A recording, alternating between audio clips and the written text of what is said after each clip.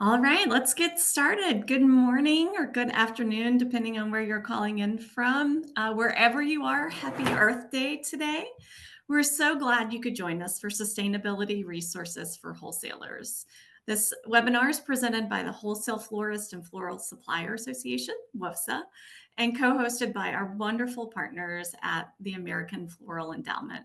For those of you I haven't met yet, I'm Kari Stringfellow, Executive Vice President of WFSA. It's a pleasure to be here with you all to help lead this really important conversation all about sustainability and how we together and our wholesalers can be leaders in creating lasting positive change in our industry.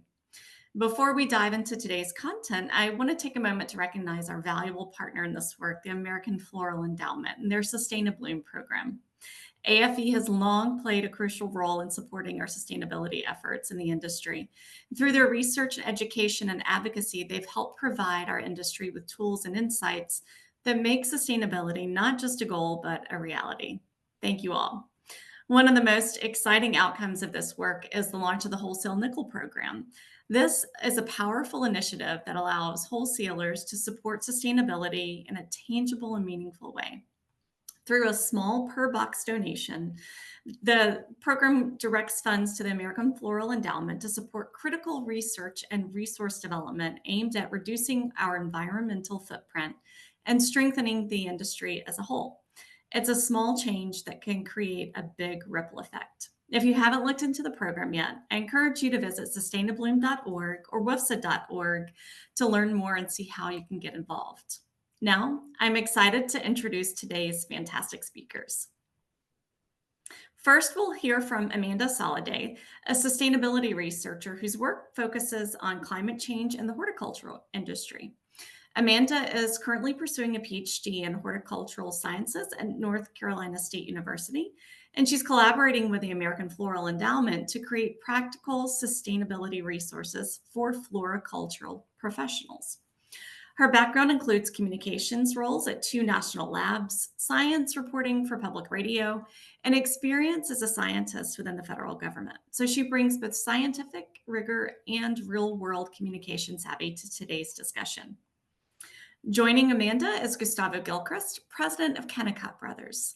Gustavo has spent a third of his life in Colombia, his native country, a third in Mexico, and a third in the United States. He holds a degree in chemical engineering and an MBA and began his professional career at Monsanto.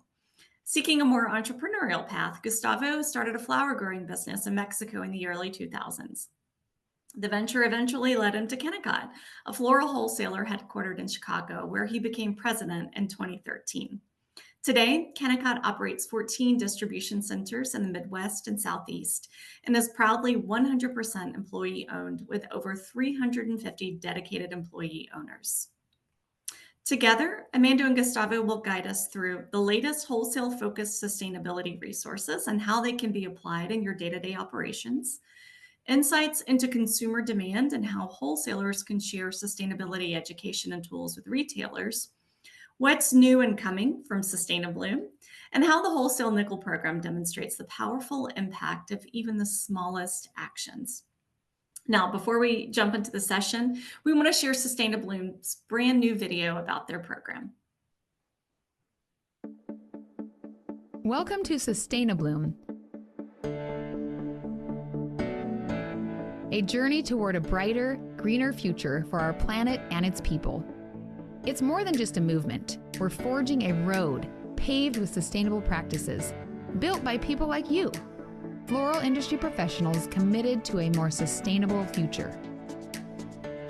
Every step forward counts, each marked by a bloom, a commitment, a shared promise.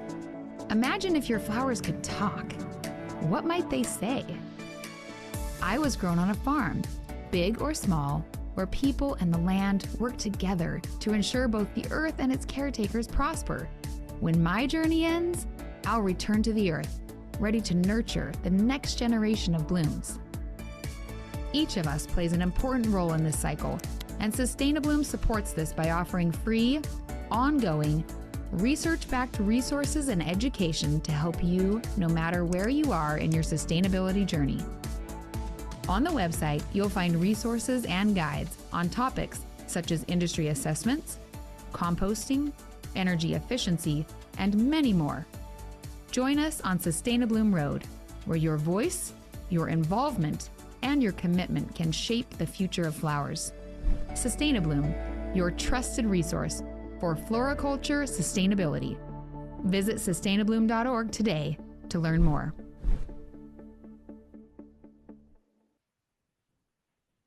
All right. We've got a great session ahead, and I hope you leave today with fresh ideas, helpful resources, and renewed energy to keep pushing sustainability forward. And with that, I'll hand things over to Amanda to get us started. Amanda? Hey everyone, thanks Kari. I love seeing that video. I wish I was in that video every day, all the time. It looks so lovely. It's great to be here today. Happy Earth Day. Before we get started into the meat of the presentation, we sort of wanted to gauge where our audience members are at. So we ask that you drop a yes in the chat if you're using sustainable practices in your business. And if you'd like to go a little further and tell us what you're doing, that's wonderful too. So I'll give everyone a second just to drop something in the chat for us. We have a yes, but could do more. We have a yes, composting, energy, efficient lighting, recycling, and more. Okay, we have a lot of yeses. We have a few examples of practices. One of the things we wanted to illustrate today is that there's certainly a range when it comes to sustainability. That's what we've seen over and over again. People come to it from different perspectives at different stages. And so today we're hoping to have a little something for everyone. We'd like to give a brief overview of Sustainabloom to start.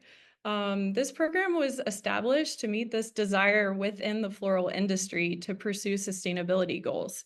And we just celebrated our 1-year anniversary of the public-facing side of this initiative. So in addition to Earth Day, which is worth celebrating, we're celebrating our 1-year anniversary. Good day all around. The primary goal of Sustainabloom is to provide education and research-backed resources around sustainability and floriculture. And we found that through forming this hub, it's also created this place where people can learn and share successes about what they're doing in sustainability. So it's had this really nice progression to it as well. And it certainly hasn't felt static. We do know that from our conversations over the past few years that many floral businesses want to do more, and they want to meet and or exceed consumer expectations around sustainability. So that's another goal of ours, to equip everyone with the resources they need to do that. Next slide. We wanted to share a few examples of the resources we have currently available on our website. You can see some screenshots here of a few of the resource guides that are available. This is going to be a little bit of a whirlwind of an introduction, so I encourage anyone who has interest in these topics to go to our website, sustainabloom.org, and read more. This first guide on the left, you can see, focuses on energy efficiency. So these are practices that can help reduce energy consumption. And Gustavo, our other panelist today, he'll be talking a little bit more in our discussion about how Kennicott uses this guide at their business.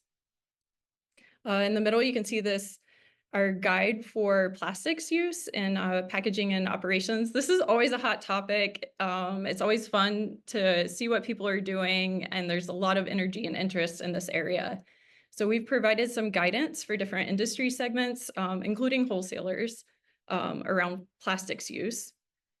And lastly, I touched on consumer preferences earlier, but there's a guide for that too. One of our latest best information sources around floral consumer preferences for sustainability comes from the Floral Marketing Fund. We've pulled from that reference and others in this guide. And overall, we know that more and more consumers are paying attention to sustainability attributes, such as packaging, design elements, and sourcing. The FMF study demonstrates that cut flower consumers are also willing to pay more increasingly.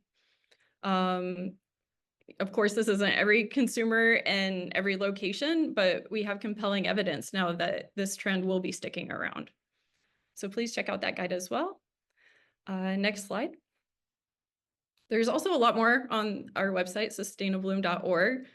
We have a glossary of sustainability terms, a list of certifications, and we've also compiled a list of free assessment tools where you can go and fairly quickly see where your business is at and maybe set some preliminary goals. Next slide.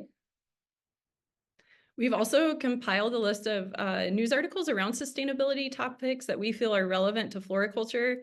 You can go there and get an idea of what we're reading, what people are discussing in the industry and in the broader general press. One really nice feature on this page is that you can filter the articles by topic, so you can see what you want to see a little faster.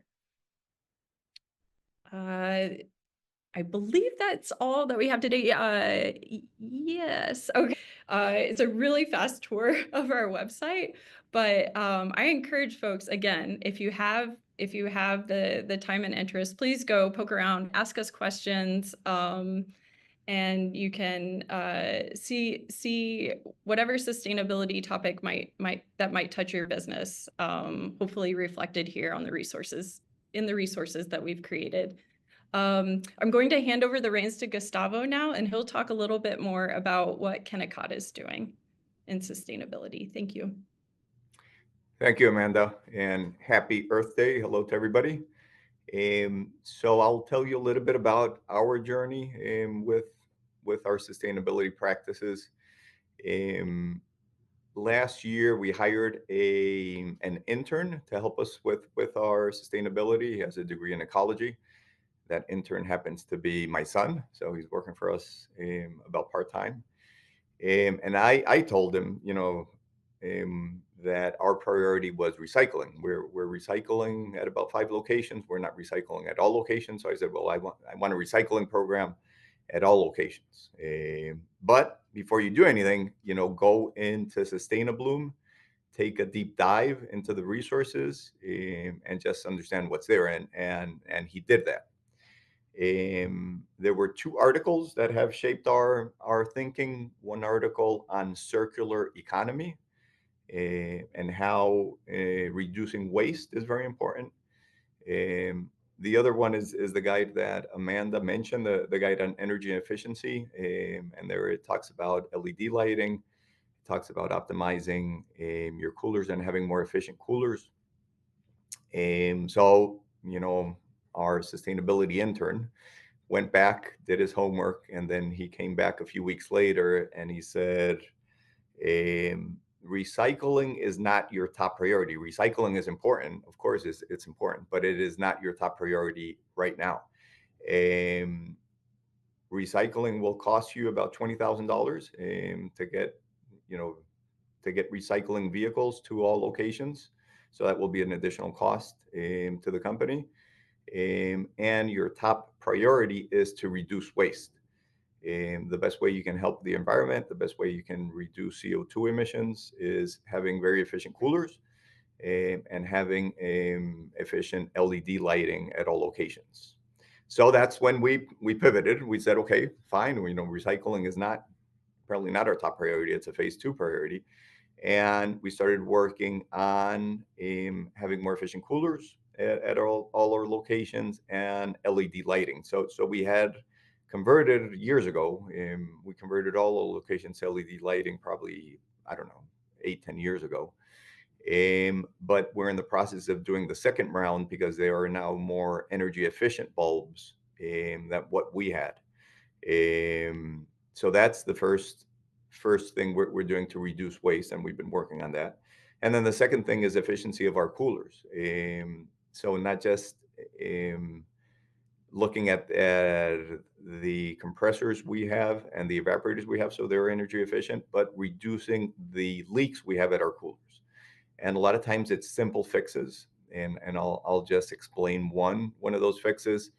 A lot of our coolers have swinging doors, and I would walk by a cooler and I would see that it would be cracked open. And I thought, well, the door needs adjustment. The door isn't adjusted the right way. So my son, he got together with our cooler people and they explained, no, the doors are fine. The problem is that your people don't know how to use the doors. And I said, well, tell me more. How do we need to use the doors? And he said, you have to go, if you have a swinging door, you have to go in through the right and go around and exit through the right, sort of a counterclockwise. If you go in through the right, the doors will always adjust.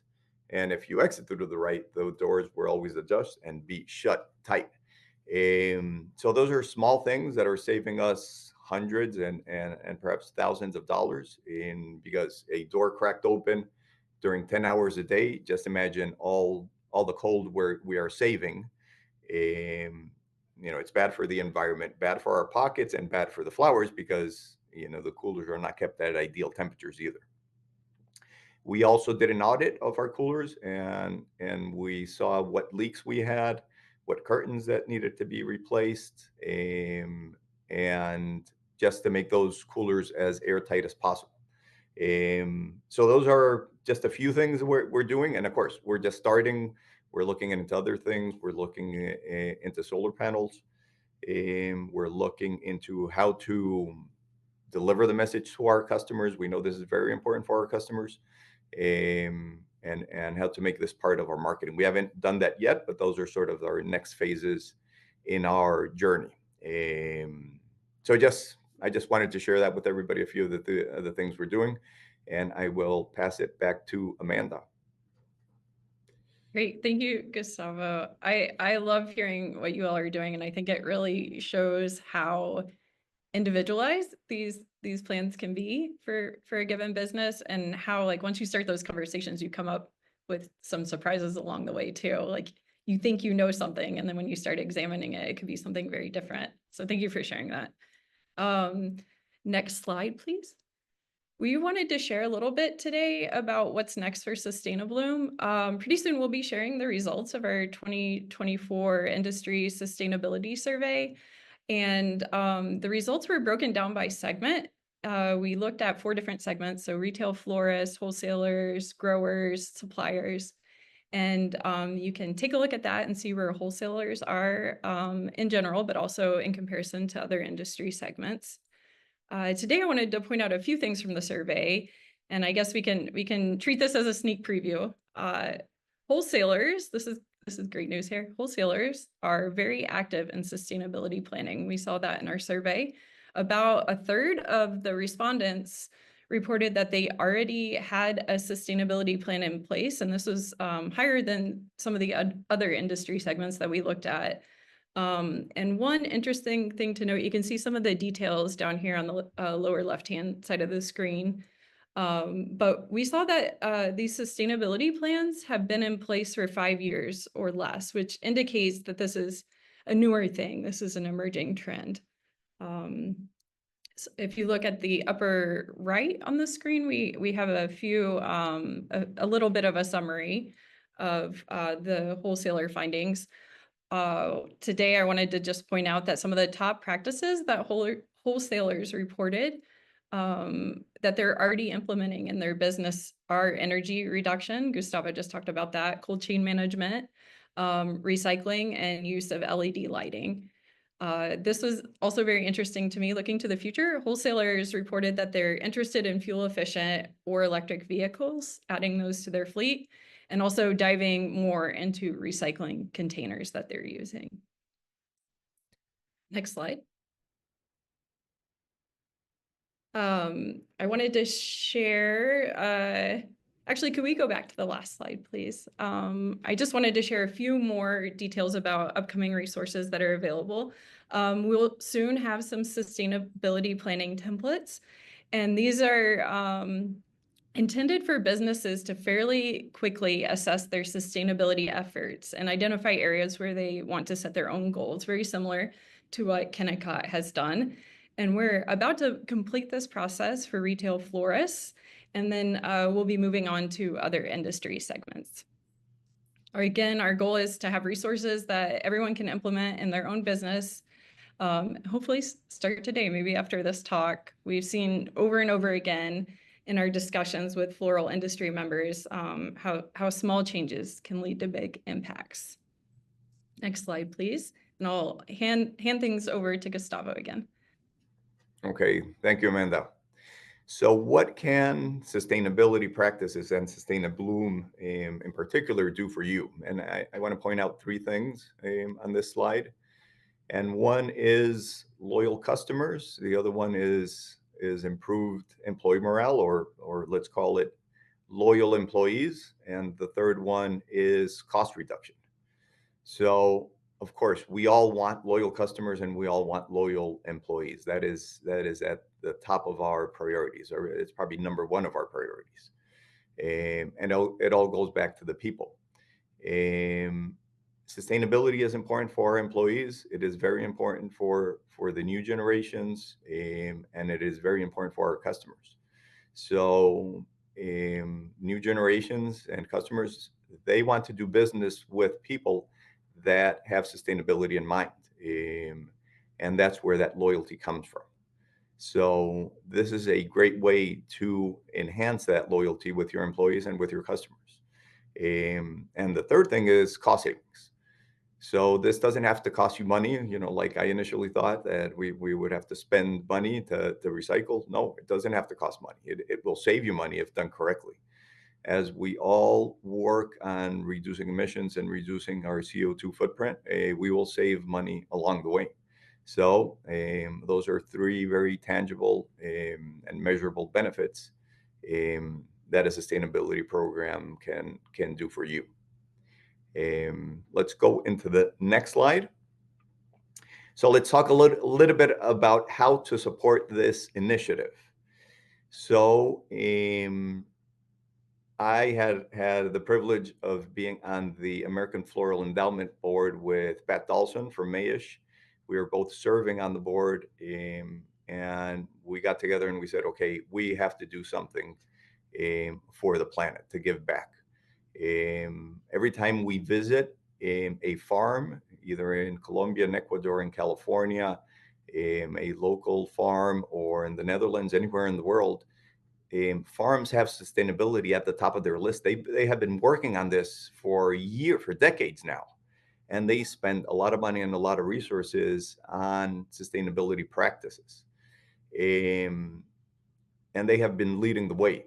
And what Pat and I said, well, now it is the job of the wholesalers to lead the way with our customers and with our employees, of course.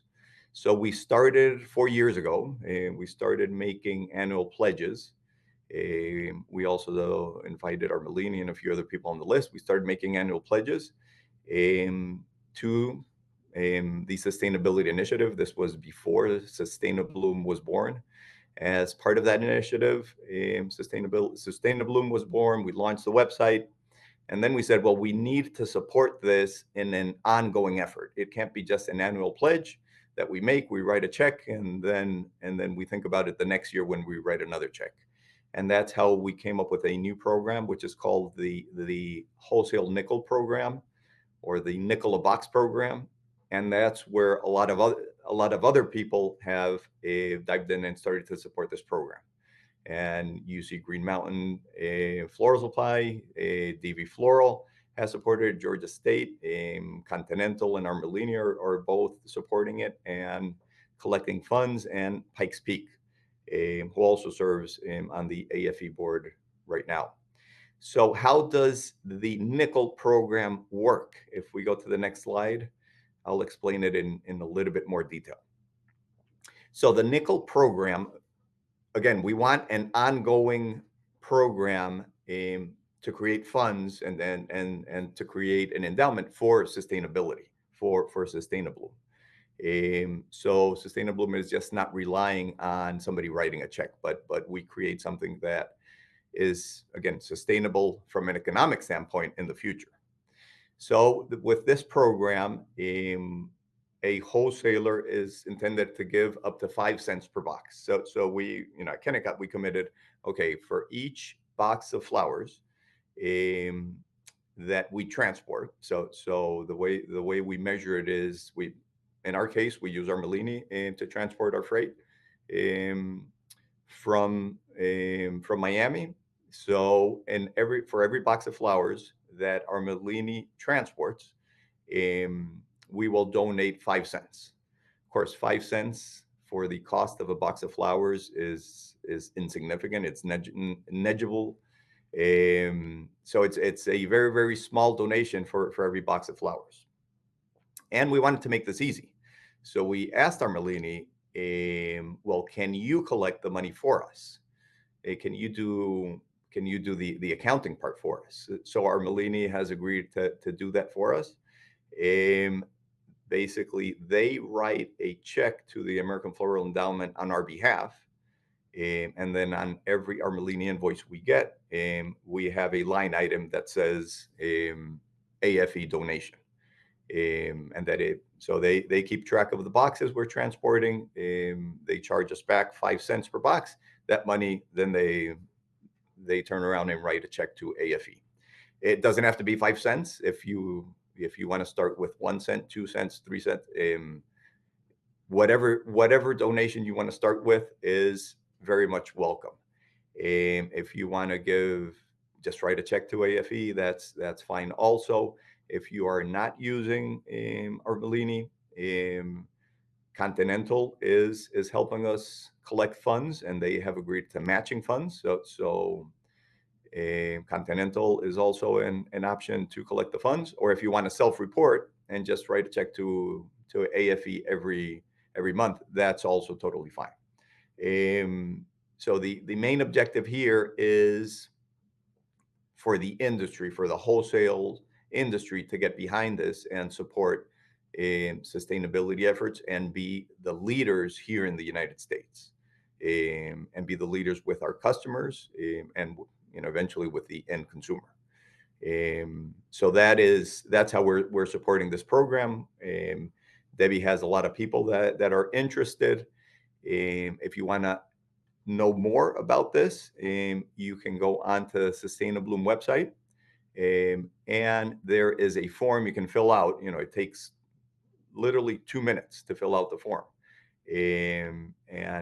and just show your commitment to the American Floral Endowment and to sustainability with this program.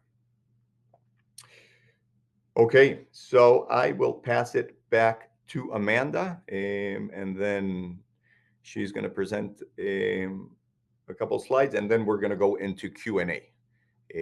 So if anybody has any questions, please type those into the chat.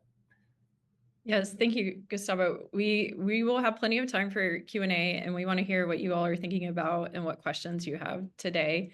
Before we do that, I wanted to encourage everyone to subscribe to learn more about Sustainabloom.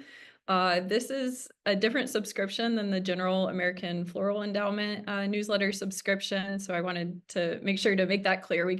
Some of us found that out the hard way. The subscribers to Sustainabloom are the first to hear about upcoming events. We'll be doing more webinars like this. Our next one is scheduled for next month in May, where we'll be diving a little deeper into an individual topic. So I encourage folks to attend that. And the newsletter is also where you'll get notifications about new guides and tools and other resources as we develop them. We'll be putting the link into the chat if we haven't done. Oh, we're on it. We already did it. And I just encourage folks to take a minute and click through and go ahead and subscribe to the newsletter. Thank you. All right, next slide. All right, let's hear your questions. I was wondering if folks have already used the resources that we've developed for Sustainabloom, what questions you might have after today's presentation, what resources you think could be valuable to you as a wholesaler. We want to hear it all, so please type your questions in the Q&A, and we'll do our best to address them. I think we have one question here. Let's see. Well, this is nice. This is from Steve from DV Flora. It's more of a comment, but still lovely. He said, we need to continue helping and guiding our retail florists on this topic. It seems easier in the mass markets where the consumer makes the purchase decision, but he feels it's an important topic for everyone. Thank you, Steve. While folks are typing, I wanted to share one question that we always get, the Sustainabloom team. People are always curious about where to start. So they see all this information and that's great, but like, what do we do now? And I would say very similar to what Gustavo mentioned today, having a team discussion, whether it's with the entire staff or management, just ask people what's working well in the business in terms of sustainability, or ask what you could be doing better. And I think some priorities can emerge fairly quickly from having these types of open discussions. Gustavo, I don't know if you want to add to that since you just went through the process.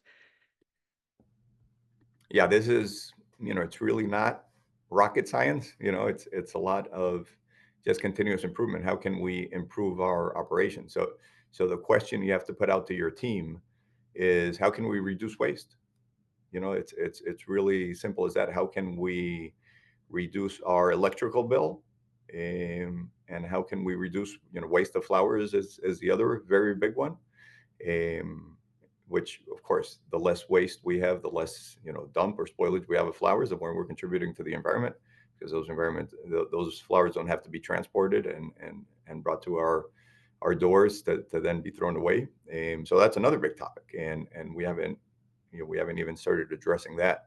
But just putting those questions out to your team, you're going to get a lot of good ideas and a lot of responses and a lot of things easy to implement. And that's a starting point. Great, thank you. I've also heard Gustavo and other folks say that once you have those early successes, it can snowball into something bigger too, and it helps motivate everyone. We have a question from Rebecca. What information might you have on initiative to replace plastics, whether that can be related to sleeves or buckets, for example? Rebecca, this is a great question. We know that folks are increasingly turning to biodegradable plastic sleeves, and I wish I had more information on that at my fingertips, but that's been one recent popular alternative. Some folks have tried butcher paper with mixed success. I know some of the bigger wholesalers, like even Mayesh, have done that. And for buckets, I've heard folks say that people pretty much use buckets until they die. And so that's one option if you have a system in place where buckets are being returned to where they're being used. If you have any other specific use related questions, please type that as well if I didn't cover it in my answer. Gustavo, I don't know if you have anything to add to plastic replacements, anything you all have tried. No, not much there. That's, something I know the supermarkets are very active with, and the farms are working with, and so those would be the two main sources, I think. Yeah. It's oh, thank you, Rebecca. This can be a tricky one in terms of recycling. Plastics recycling is so spotty depending on where you're at in the country, whether there's a municipal source that'll take the plastics or whether there's a private source. So I think this is definitely an area where there's a lot of opportunity for good information sharing and improvements. So I appreciate your question. Thank you. And I think Debbie just posted the guide on plastic use on the chat. Yeah, you can get some more ideas there of what folks have tried and what's been working well. I've seen some greenhouses that have their own sorting facility where they sort of do that pre-processing before it's sent to a recycling or reuse center. That does require extra labor, so I know it's not for everyone. But all right, any other questions? I wanted to mention today too, while there's a lull, another question we're hearing a lot at this particular moment is why care about sustainability when there's so much going on in the world? And I think that's a fair question. And it's a very much an okay one to be asking ourselves. And I think that answer can be individual, but as Gustavo pointed out, sustainability can also save money when it's done well, and it hits that sweet spot of meeting environmental and economic needs. So I would encourage everyone on the call today to find their sweet spot. You can do that by talking to your suppliers, talking to your customers, and seeing what they're doing and what they need and what they want. And that's a really good place to find that. We'll give it a few more seconds for questions. Everyone's a little quiet today. All the Earth Day celebrations. We're getting a little tired. Yeah. Okay, and I do see one in the chat from Tim Dewey. Quick question: why do we need plastic overwrap sleeves on roses? In parentheses, to protect the foliage that gets stripped off. Never made sense to me. So yeah, I think that is a great topic that we need to address. As it's a great research topic that sustainability can address. We sort of get used to the things as they are, and nobody questions them, and then we do the same thing for decades and decades until somebody asks a good question like this. Thank you, Tim, and we look into it.